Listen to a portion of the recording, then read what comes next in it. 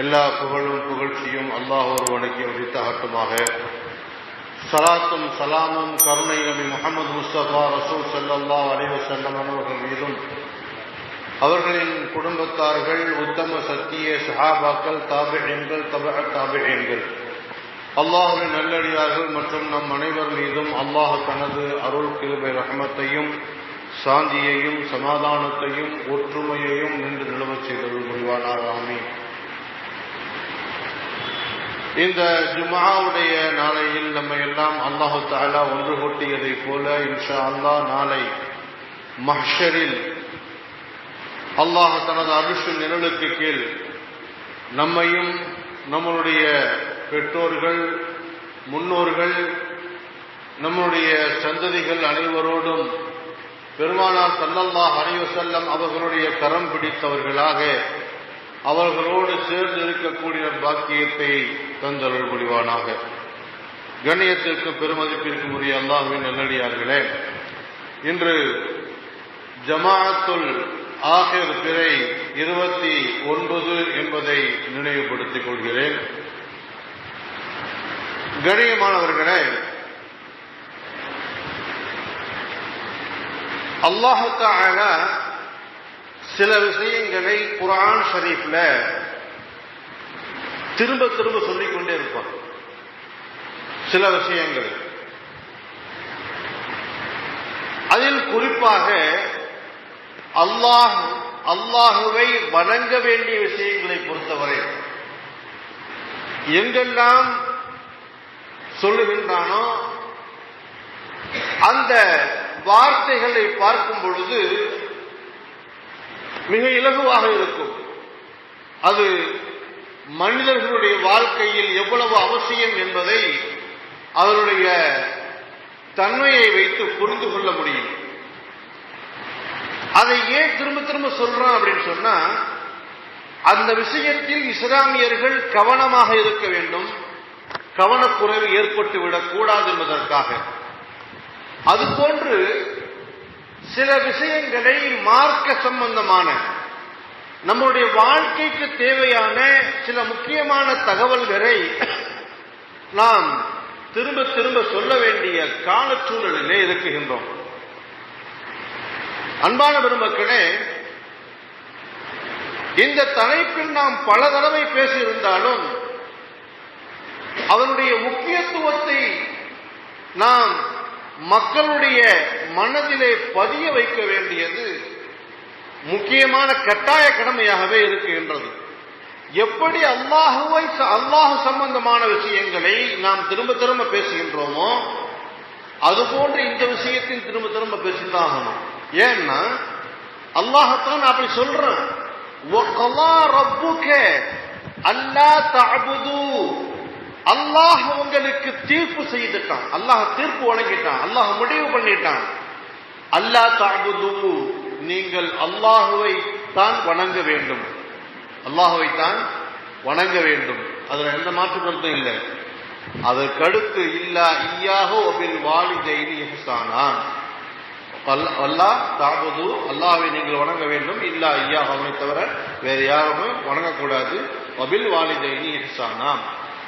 அதுக்கடுத்ததாக அல்லாஹுவை வணங்குவதற்கு அடுத்ததாக அல்லாஹ் சொல்லக்கூடிய விஷயம் என்னன்னு கேட்டீங்கன்னா, பெற்றோர்களுடன் உபகாரமாக நடந்து கொள்ளுங்கள், பெற்றோர்களுடன் உபகாரமாக நடந்து கொள்ளுங்கள். இந்த தலைப்பு இன்னைக்கு எழுதுறதுக்கு சில காரணங்கள் இருக்குது பெருமக்களே. சில பெற்றோர்கள் முறையிடக்கூடிய செய்திகளை கேட்கும் பொழுது நமக்கு அழுக வரும். அவ்வளவு துன்பங்களை ஒவ்வொரு பெற்றோர்களும் அனுபவித்துக் கொண்டிருக்கின்றார்கள் என்று பார்க்கும் பொழுது வார வாரம் இதை பத்தி பேசினாலும் நமக்கு விளங்கிக்கிற முடியலையே, அல்லது நமக்குத்தான் சரியான முறையில் சொல்லித்தர முடியலையா என்று வேதனைப்படக்கூடிய அளவிற்கு பல சம்பவங்கள் நாம் காது கொடுக்க கேட்டுக்கொண்டிருக்கின்றோம். அல்ஹம்துலில்லாஹ், இந்த பயானுடைய இறுதியில் நாம் ஒரு சம்பவம் சொல்லுவோம் இன்ஷா அல்லாஹ். அந்த சம்பவத்தில் நம்ம ஏற்கனவே அந்த சம்பவத்தை பல தடவை கேள்விப்பட்டிருக்கிறோம். அந்த சம்பவத்தில் அல்லாஹ் தஆலா பல படிப்பினைகளை வைத்திருக்கின்றான். அது மிக முக்கியமான விஷயம் என்னன்னு கேட்டீங்கன்னு சொன்னா, நமக்கு தீராத நோயும் தீர்க்கக்கூடிய அற்புதமான ஒரு சம்பவம்.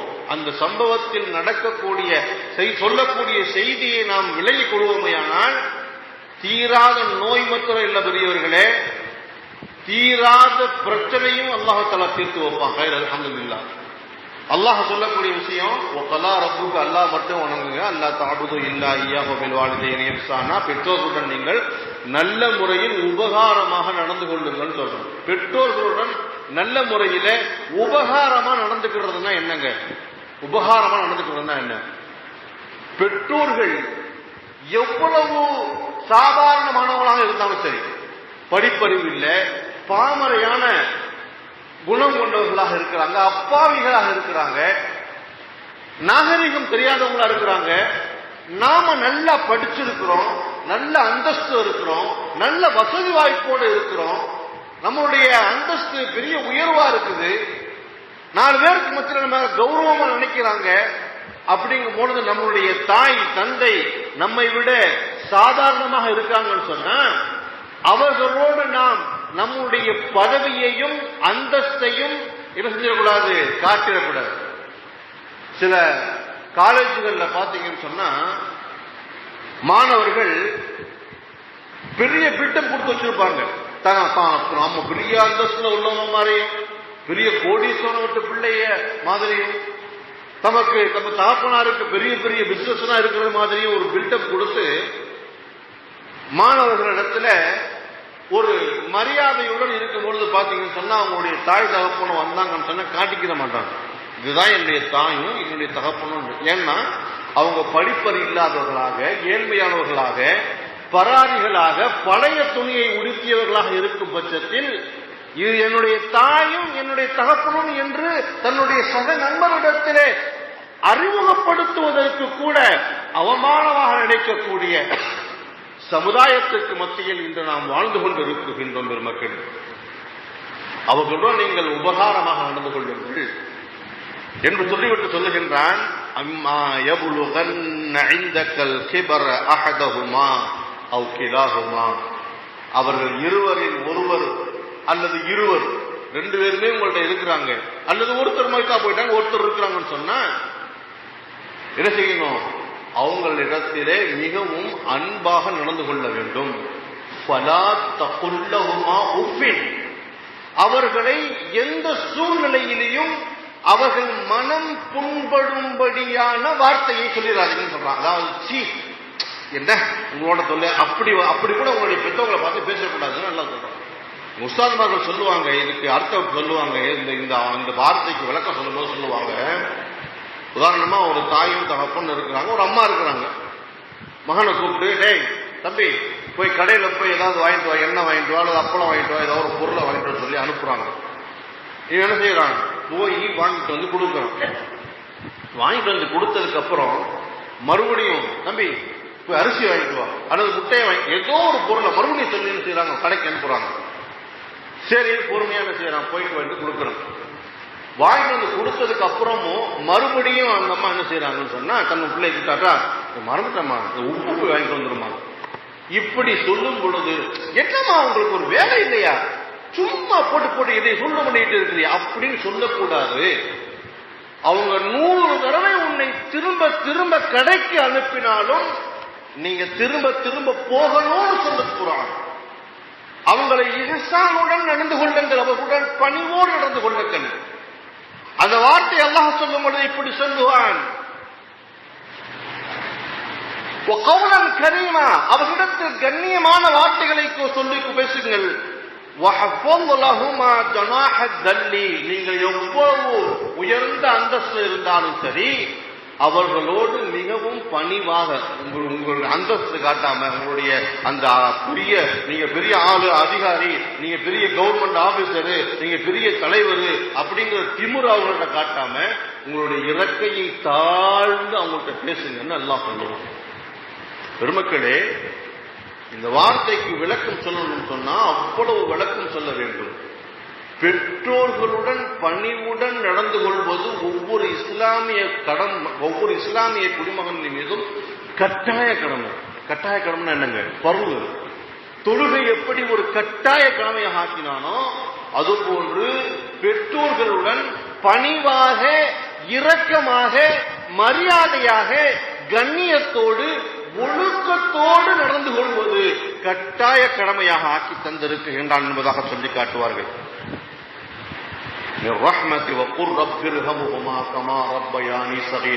அல்லாஹ் தஆலா அந்த ஆயத்தை முடிக்கிறான். யா அல்லாஹ், என்னுடைய தாயும் தகப்பனும் நான் சின்ன பிள்ளையா இருக்கும் பொழுது, நான் நல்லா கவனிக்கணும், அல்லாஹ் தஆலா சொல்லக்கூடிய இந்த வார்த்தையை, நான் சின்ன பிள்ளையா இருக்கும் பொழுது என்னைய எப்படி போற்றி பாதுகாத்து அழகான முறையில பொறுமையா அன்பு காட்டி வளர்த்தாங்களோ, அதுபோன்று இன்று அவர்கள் வயோதிகம் அடைந்து விட்டார்கள், அவர்களை நீ அன்போடு பண்போடு ரஹமத்தான முறையில பாதுகாத்து என்ன செய்வாயாக, வளர்ப்பாயாக, பாதுகாப்பாயாக அப்படின்னு அவங்களுக்காண்டி துஆ செய்யணும் அல்லாஹ் சொல்லித்தரும். கவனிங்க இந்த வார்த்தைய. பெற்றோர்கள் இப்ப நம்மள்ட்ட எப்படி நடந்துக்கிறாங்களோ அப்படி இல்லை, நாம சின்ன குழந்தையா இருக்கும் பொழுது எப்படி நடந்து கொண்டார்களோ அப்படி அவங்கள என்ன செய்யணும், பாதுகாக்கணும்னு சொல்றாங்க. ஒவ்வொரு வீடுகள்ல சில பெற்றோர்கள் என்ன செய்வாங்க, கொஞ்சம் பாரபட்சமா நடந்துக்கிடுவாங்க. அதுக்கு காரணம் என்னன்னா நம்மளா தான் இருப்போம். சில வீடுகள்ல பொம்பளை பிள்ளைங்க பெற்றவங்கள்ட்ட அன்பா பாசமா அவங்க சொல்படி கேட்டு அவங்களுடைய கண்ணியத்தை காத்து அவங்க மனசு நோகாம புண்படாம நடந்து கொள்ளக்கூடிய அந்த பிள்ளைகள் மீது பெற்றவங்களுக்கு ஒரு பரிவு இருக்கும், ஒரு பாசம் இருக்கும், ஒரு சப்போர்ட் பண்ணுவாங்க. ஆனா ஆம்பளை பிள்ளைங்க என்ன செய்வாங்க, கொஞ்சம் கூட தாயினுடைய தந்தையினுடைய பேச்ச மதிக்கவும் மாட்டாங்க, கேட்கவும் மாட்டாங்க. இப்படி எதை சொன்னாலும் கேட்க மாட்டேங்கிறான், எதை சொன்னாலும் செய்ய மாட்டேங்கிறான், எதை சொன்னாலும் பிடிவாதம் பிடிக்கிறான், எதிர்த்து பேசுறான், அராஜகம் பண்றான், திமுறா நடந்துக்கிறான் அப்படிங்கிறதுக்காக வேண்டி சில கோபத்தை தன்னுடைய பெற்றோர்கள் காட்டுவார்கள். அதை மனசை வைத்துக் கொண்டு யாரும் சொல்லிவிடக் கூடாது என்பதற்காகவே அல்லாஹ் தஆலா இந்த வார்த்தையை பயன்படுத்துகிறான். நான் சிறு குழந்தையாக இருக்கும் பொழுது என்னுடைய பெற்றோர்கள் என்னை எப்படி போற்றி பாதுகாத்து நல்ல முறையில் பராமரித்தார்களோ அதுபோன்று நீ என்னுடைய பெற்றோர்களை பராமரிப்பாயாக என்று சொல்லக்கூடிய அந்த வார்த்தையை என் அன்பிற்குரிய பெருமக்களே ஒவ்வொருவரும் தங்களுடைய உள்ளத்தில் பதிய வைக்க வேண்டும். என்று நிறைய குடும்பங்கள் நடக்கக்கூடிய மிகப்பெரிய விஷயம் என்ன தெரியுமா, பெற்றோர்கள் அவமதிக்கப்படுகின்றார்கள். ஆனா ஒரு விஷயத்தை நம்ம பெருமையா சொல்லிக்கிறோம்னா, குர்ஆன்லயும் ஹதீஸிலையும் பெற்றோர்களை பற்றி, தாயை பற்றி, தந்தையை பற்றி நிறைய சொல்லப்பட்டிருக்கு. இப்ப சொன்ன ஆயத்து பார்த்தீங்களா, இந்த ஆயத்து எல்லாருடைய உள்ளத்திலும் பதிவு செய்யப்பட்ட விஷயம். அதே மாதிரி ஜன்னத்து தஹதா அக்தாம உம்மஹாத்திக்கும், உங்களுடைய தாய்மார்களின் காலுக்கு கீழே தான் உங்களுக்கு சொர்க்கம் இருக்குதுன்னு சொன்னாங்களே, அந்த ஹதீஸும் எல்லா முஸ்லிம்களுடைய உள்ளத்திலும் பதிவு செய்யப்பட்ட விஷயம். உலகத்தில் நான் யாருக்கு அதிகமாக தலை வணங்க வேண்டும், யாருடன் அதிகமாக நட்புறவு கொள்ள வேண்டும், உன்னுடைய தாய் என்று 3 தடவை இதே கேள்வியை கேட்கும் பொழுது பெருமான சொல்லிய வார்த்தை உன்னுடைய தாய் என்பதாக சொல்லிவிட்டு 4வது தடவையாக உன்னுடைய தந்தை என்பதாக சொல்வார்களே, இந்த விஷயமும் எல்லா மூலங்களுடைய உள்ளங்களிலும் பதிவு செய்யப்பட்ட விஷயம். இதனால்தான் இஸ்லாத்தினுடைய சமுதாய மக்களுக்கு மத்தியிலே எத்தீம்கானாக்கள் நிறைய இருக்கும். எத்தீம்கானாக்கள் அனாதை விடுதிகள் அல்லது புத்தி சுவாதீனம் இல்லாதவர்களுடைய காப்பகம் நிறைய இருக்கும். ஆனால் முதியோர் காப்பகம் அப்படின்னு சொல்லிட்டு இஸ்லாத்துல இல்லை. இஸ்லாத்துல எங்கேயுமே என்ன செய்யல, எத்தீம்கானாக்கள் உண்டு, புத்தி சுவாதீனம் இல்லாதவர்களுடைய காப்பகங்கள் உண்டு. ஆனால் முதியோர் காப்பகம் என்று எதுவுமே என்று சொல்லி இல்லை. ஏன் அப்படின்னா எல்லாருடைய உள்ளத்திலும் பெற்றோர்களுடைய அந்தஸ்தை விலக்கி வைத்திருக்கின்றார்கள். ஆனால் குடும்பங்களில் இருக்கக்கூடிய பிரச்சனைகளுக்கு தகுந்தாற் போல பெற்றோர்களை அவமதிக்கக்கூடிய காரியங்களில் ஈடுபடுகின்றார்கள். ஒரு முஸ்லிம் என்ன சூழ்நிலை வந்தாலும் சொல்லி செய்ய மாட்டான், தன்னுடைய தாயின் தகப்பனை கொண்டு போய் காப்பகத்தில் விட மாட்டான். இது உறுதியான விஷயம். 1-2 எங்கேயாவது இருக்கும். சில குடும்பங்கள்ல ஷைத்தான மருமகளா கொண்டு வந்துருவாங்க. சில குடும்பங்கள்ல ஷைத்தான மருமகளா கொண்டு வந்துருவாங்க. வரும்போது சீதை நல்லதான் வரும், வந்ததுக்கு அப்புறம் சீதை என்ன ஆயிரும், மாத்தமா மாறிடும். கொஞ்சம் கொஞ்சமா பிரச்சனைகளை கொடுத்து கணவனை இருக்க விடாம வரும்போது போகும்போது உங்க அம்மா அப்படி பண்றாங்க, உங்க அம்மா இப்படி பண்றாங்க, உங்க அத்தா பேசுறது சரியில்லை, உங்க அத்தா நடந்துக்கிறது சரியில்லை, அப்படியாக்கி இப்படி சொல்லி சொல்லி சொல்லி சொல்லி அவனை கிறுக்கனாக்கி கொண்டுட்டு போய் என்ன செஞ்சிருவாங்க. இது 1-2 குடும்பங்கள் நடக்கக்கூடிய விஷயம் பெருமக்களே. அன்பானவர்களே, அவர்களை மிகவும் பயங்கரமாக இந்த மார்க்கம் கண்டிக்கின்றது. யார் தன்னுடைய தாயையும் தந்தையையும் உள்ளத்தை நோவினை செய்வானோ, தன்னுடைய தாயையும் தந்தையையும் உள்ளத்தை நோவினை செய்வானோ அவனுடைய மரணம் துர்மரணம் என்பதாக மார்க்கம் வன்மையாக கண்டித்திருக்கின்றது. நவுதுபில்லாஹ், அல்லாஹ் நம் அனைவரையும் காப்பாற்றுவானாக. என் அன்பான பெருமக்களே, 3 விஷயங்கள் இருக்கின்றன. அந்நபுரத்தும் சலாசத்துல் அஷ்யா இபாதத்துல். 3 விஷயத்தை பார்த்தாலே நன்மை. ஒன்று, குர்ஆன் ஷரீஃப் ஓத தெரியலன்னா கூட அதை எடுத்து நீங்க பார்த்தீங்கன்னாலே நன்மை தான். காபத்துல்லா இருக்குது இல்லையா, காபத்துல்லாவை நீங்க தவாஃப் செய்யலையோ செய்யலையோ அதை பார்த்தாலே நன்மை. அதே மாதிரி தன்னுடைய தாயையும் தந்தையையும் இரக்கத்தோடு பதிவோடு பாசத்தோடு பார்க்கிறது நன்மைங்க. என்ன நன்மை தெரியுமா? இன்முகத்தோடு உங்களுடைய பெற்றோர்களை நீங்கள் பார்ப்பது ஒரு உம்ராவினுடைய நன்மை, ஏற்றுக்கொள்ளப்பட்ட ஒரு உம்ரா செய்த நன்மை கிடைக்கும். இன்னும் எத்தனை குடும்பங்கள் தெரியுமாங்க, பக்கத்து வீட்டில் இருப்பாங்க, பக்கத்து தெருவில் இருப்பான் மகன். அந்த மகனை பெற்று வளர்த்து ஆளாக்கி படிக்க வச்சு அவன் கேட்டதெல்லாம் வாங்கி கொடுத்து அவனுக்கு தேவையானதெல்லாம் செஞ்சு கொடுத்து அவனுக்கு வெளிநாட்டுக்கு அனுப்பி அவனுக்கு நல்ல பொண்ணை பார்த்து தேடி தேடி கண்டுபிடிச்சு கல்யாணம் முடிச்சு வச்சா, கல்யாணத்துக்கு அப்புறம் கொஞ்ச நாள்லயே மனைவி பின்னாடியே போயிடுவோம். பக்கத்து தெருவில் இருப்பான். உன்னை பெற்ற தாயும் தகப்பனாங்க சாப்பிடாம கஷ்டப்படுவாங்க. இவன் வீட்டில் பிரியாணி சாப்பிடுவான். நீங்க நிறைய கேள்விப்பட்டிருக்கோமா இல்லையா, பார்த்துருக்கோமா இல்லையா? அது எவ்வளவு பெரிய வேதனைங்க. அதோட பெரிய வேதனை தெரியுமா, அவங்கள போய் பார்க்காம இருக்கிறது, அவங்கள்ட்ட பேசாம இருக்கிறது. ரொம்ப பெரிய கொடுமை. ஒவ்வொரு தாயும் தந்தையும் தன் பிள்ளை தன்னை பார்க்க வரலையே, தன்னிட பேச மாட்டேங்கிறானே என்று நினைத்து வேதனைப்படக்கூடிய அந்த வேதனையை உணர்த்தீர்கள் என்று சொன்னால் ஒன்று நன்றாக விளங்கிக் கொள்ளுங்கள். இன்று நீங்கள் எப்படி உங்களுடைய தாயுடனும் தகப்பனுடனும் நடந்து கொள்கின்றீர்களோ அதுதான் நாளைக்கு உங்களுக்கும். இன்னைக்கு நம்ம அத்தாட்டையும் நம்ம அம்மாட்டையும் நாம எப்படி நடந்துக்கிறோமோ அதுதான் நாளைக்கு நம்ம பிள்ளை நம்ம நடந்துக்கிறோம். இது இல்ல, இதை விட 2 நடந்துக்கிறோம். நகைச்சுவையா சொல்லுவாங்க தெரியுமா சில விஷயங்கள். தாயையும் தகப்பனையும் புருஷனும் முன்னாடி சேர்ந்து விரட்டி விட்டாங்க வெளியில போறது. நாங்க போய் என்னமா செய்வோம் அப்படின்னு சொல்லும் போது தன் மகன்கிட்ட போய் ஒரு தட்டு எடுத்துட்டு வாடா கொடுப்போம், பிச்சை எடுக்கட்டும் அப்படின்னா அந்த பையன் உள்ள போய் ஒரு தட்டு எடுத்து வந்து 2ஆ உடைச்சு பாதியை கொடுத்தானா. ஏன்டா 2ஆ கொடுத்து பாதியை கொடுக்குற அப்படின்னு கேட்கும்போது, நாளைக்கு நீ உன்னையும் அம்மாவையும் வீட்டை விட்டு அனுப்பும் போது உனக்கு தட்டு வேணும்ல, அப்ப நான் எங்க போவேன், இந்த பாதி தட்டு இருக்கட்டும் அப்படின்னு சொல்லுவாங்க. இன்னைக்கு நாம நம்ம பெற்றவங்கள்ட்ட எப்படி நடந்துக்கிறோமோ அதுதான் நாளை நம்முடைய பிள்ளைகள் நடப்பதற்குண்டான வழிவகை. பெருமக்களே, கமா ததீனு துதானு என்பதாக சொல்லுவார்கள். கமா ததீனு துதானு. பெற்றோர்களுடைய அந்த அந்தஸ்தை சொல்லும் பொழுது மாற்றம் சொல்லும்.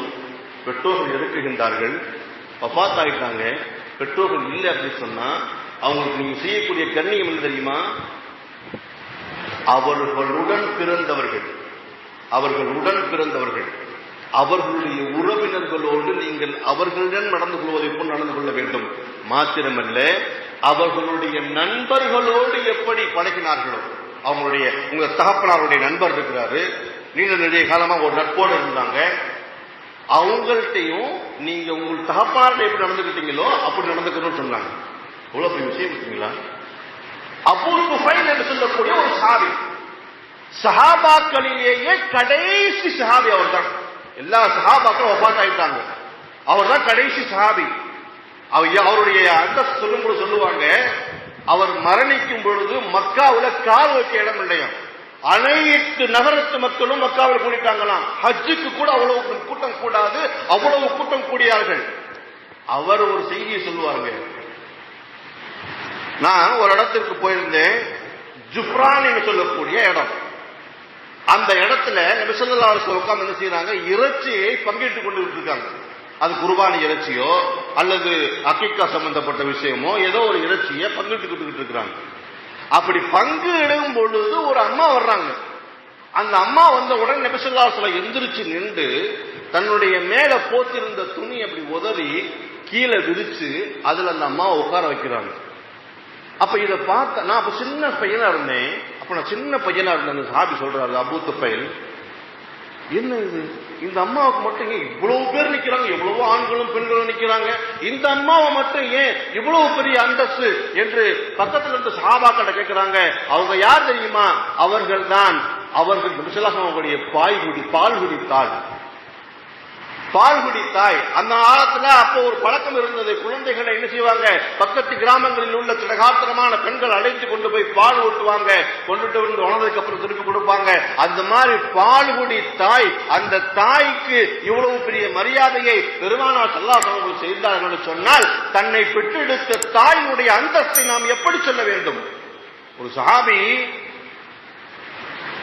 சஹாபி சிரியாவில் இருந்து சுமார் 2000 கிலோமீட்டர் தனது வயது முதிர்ந்த தாயை நடக்க இயலாத குடுகுடு கிழவையை கூடையில் வைத்துக் கொண்டு தலையை சுமந்து வருகின்றார். 2000 ஆண்டுக்கு பின்னாடி, 2000 மைலுக்கு பின்னாடி வந்து அந்த காபத்துல்லாவை தவாப் செய்து ஒரு பெருமூச்சு விடுகின்றார். வந்து ரசூலுல்லாஹ், என்னுடைய தாயை நான் 2000 மைல்களுக்கு அப்பால் இருந்து கொண்டு வந்து செஞ்சிருக்கேன், தவாப் செஞ்சிருக்கிறேன், ஹஜ் செய்ய கூட்டு வந்திருக்கிறேன். நான் இப்போ சரியான முறையில என்னுடைய தாய்க்கு செய்ய வேண்டிய கடமையை செஞ்சுட்டேனா அப்படின்னு ஒரு பெருமிதத்தோட கேட்கிறார். இது சாதாரண விஷயமா? சிரியாவில் இருந்து கூடையில தாயை தூக்கிட்டு வர்றதுன்னு சாதாரண விஷயமா? அம்மா கூட 10 மாசம் தான் சொன்னாங்க. எவ்வளவு பெரிய விஷயம் அது. பெருமாள் சொன்னாங்க, நீ உன்னுடைய தாயின் வயிற்றுல இருக்கும் பொழுது, பிறண்டு படுக்கும் பொழுதோ, கைகாலை உதரும் பொழுதோ, உன்னுடைய காலோ கையோ உன்னுடைய தாயினுடைய வயத்தில் குத்தி, அதனால் அவள் பட்ட வேதனையை இன்பமாக நினைத்தாள். ஆனால் அந்த ஒரு தடவை நீ செய்ததற்கு இது ஈடாகாதுன்னு சொன்னாங்க. ஒரு தடவை தன்னுடைய தாயினுடைய வயத்தில் இருந்து தாயை நாம் மிதித்த ஒரு மிதிக்கு 2000 கிலோமீட்டர் கூடையில் சுமந்து வந்தாலும் ஈடாகாது. இதற்குரிய பெருமக்களே, மிகப்பெரிய விஷயம் நாம் விளங்க வேண்டும். ஒரு தாயினுடைய அந்தஸ்தை, ஒரு தந்தையினுடைய அந்தஸ்தை நாம் காலம் முழுவதும் சொல்லிக் கொண்டே இருந்தாலும் நம்மள சிந்தனையில உரைக்கிறதே இல்லை. தயவு செய்து சொல்றேங்க, உங்க வீட்டுல வயசானவங்க இருந்தாங்கன்னா அவங்களுக்கு மரியாதை கொடுங்க. நம்ம எந்த அளவுக்கு அவங்க அவமானப்படுத்தணும் தெரியுமா?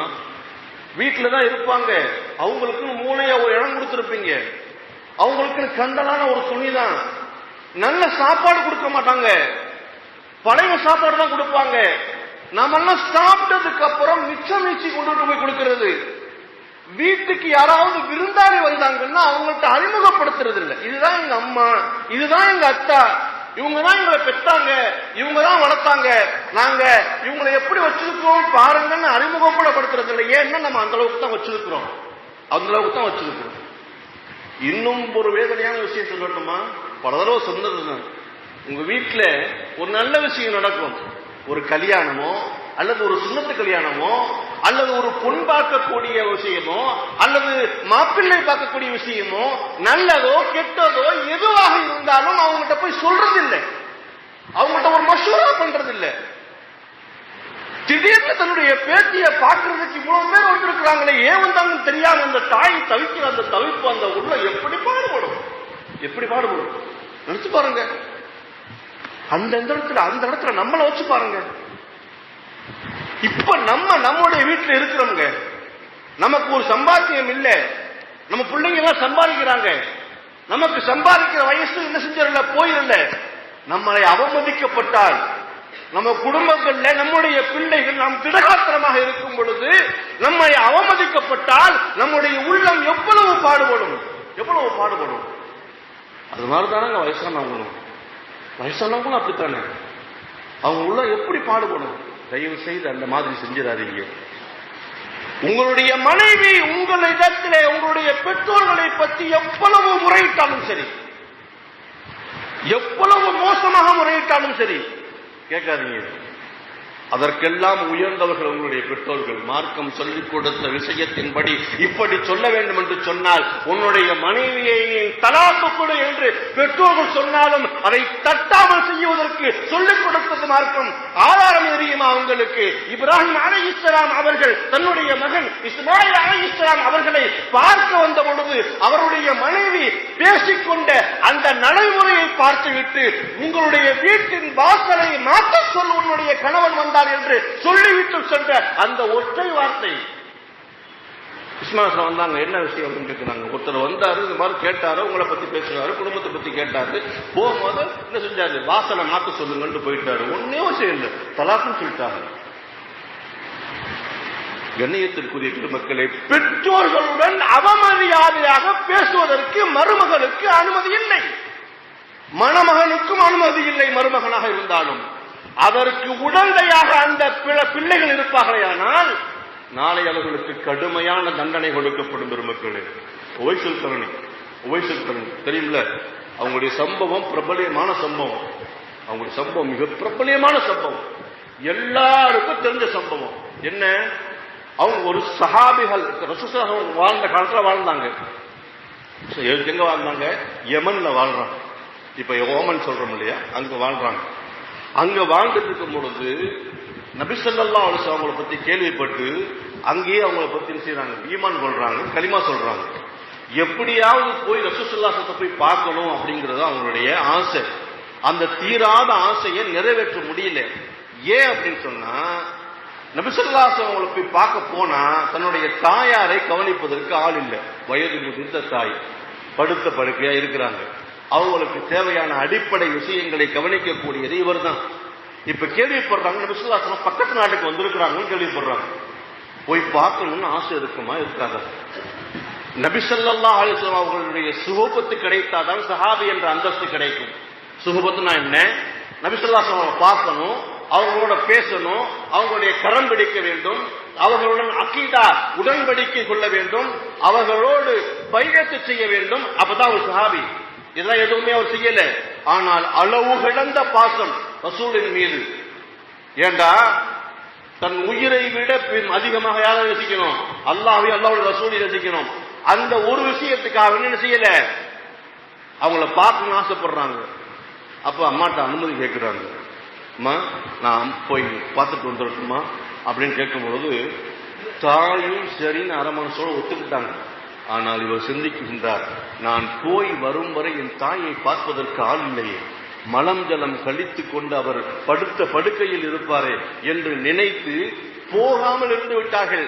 பெருமானாருடைய சுகபத்தை விட தாயின் சுகபத்தை உயர்ந்ததாக கருதினால், அதனால் அவருக்கு கிடைத்த அந்தஸ்து தெரியுமா? நமக்கு என்ன அந்தஸ்து தெரியுமா? உமர் ரலியல்லாஹு அன்ஹு அவர்களிடம் ரசூலுல்லாஹ் சொல்லி காட்டுவார்கள், உமரே, உவைஸ் என்று ஒருவர் இந்த மக்காவிற்கு ஹரம் ஷரீஃபிலே ஹஜ் செய்வதற்காக வருவார். அவரை நீங்கள் அடையாளம் கண்டால் அவரிடத்திலே நீங்கள் சொல்லுங்கள், என்னுடைய உம்மத்திற்காகவும் உங்களுக்காகவும் சஹாபாக்களாகிய அத்தனை பேருக்காகவும் துஆ செய்ய சொல்லுங்கள் சொன்னாங்க. யார் நபி ஸல்லல்லாஹு பார்த்ததே இல்லை. சஹாபிங்கிற அந்தஸ்து கூட இருக்கான்னு இல்லையான்னு தெரியல. அவர்களுக்கு எவ்வளவு பெரிய ஒரு உயர்ந்த விஷயத்தை சொல்றாங்க, என்னுடைய உம்மத்துக்காக துஆ செய்ய சொல்லுங்க. ரசூலுல்லாஹ் அவரை நான் எப்படி அடையாளம் காண்றதுன்னு கேட்டாங்க. இப்ப இதான் விஷயம், இங்க விஷயமே அதுதான். எப்படி அடையாளம் காண்றதுன்னு கேட்கிறாங்க. அவர் உடல் முழுக்க வெண்குஷ்டத்தால் வெண்மை ஏற்பட்டு இருந்தது. அது முழுவதுமாக குணமாகி நீங்கள் அடையாளம் காண்பதற்காக வேண்டிய அல்லாஹ் தஆலா அவருடைய கையினுடைய ஒரு பகுதியில் சிறு பகுதியை வெண்குஷ்டத்தால் வைத்திருக்கின்றார். வெண்குஷ்டத்துக்கு இன்னைக்கு வரைக்கும் மருந்து தெரியுமா?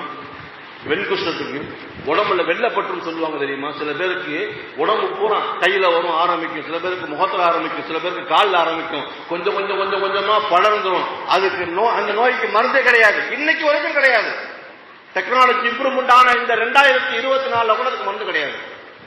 பெருமக்களே, அந்த அந்தஸ்து எப்படி அவருக்கு வந்துச்சு தெரியுமா? அந்த வெண்குஷ்டம் எப்படி நீங்கிச்சு தெரியுமா அப்படின்னு சொல்லி காட்டினாங்க.